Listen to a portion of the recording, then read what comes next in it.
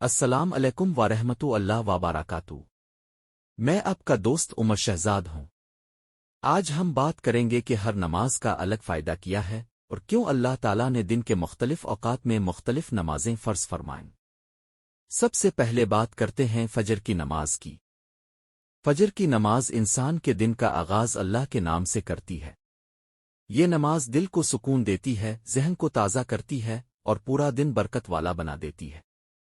جو شخص فجر پڑھتا ہے وہ اللہ کی حفاظت میں آ جاتا ہے۔ اب بات کرتے ہیں ظہر کی نماز کی۔ دن کے مصروف وقت میں جب انسان دنیا کے کاموں میں کھو جاتا ہے تو ظہر کی نماز ہمیں یاد دلاتی ہے کہ اصل کامیابی اللہ کی رضا ہے۔ یہ نماز تھکن کم کرتی ہے اور دل کو سکون دیتی ہے۔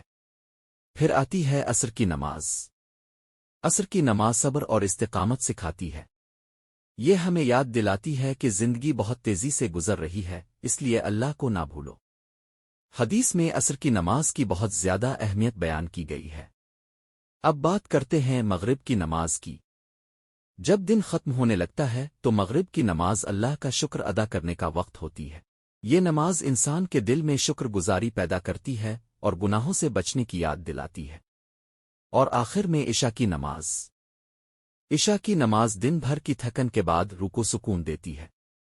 جو شخص عشاء پڑھ کر سوتا ہے وہ اللہ کی رحمت کے سائے میں سوتا ہے۔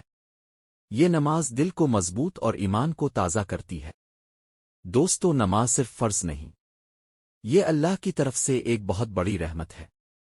جو شخص نماز کو اپنا لیتا ہے اللہ اس کی زندگی میں سکون، برکت اور آسانیاں پیدا فرما دیتا ہے۔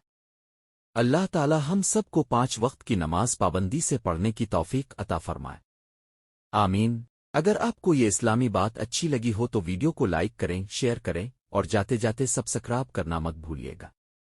السلام علیکم ورحمۃ اللہ وبرکاتہ۔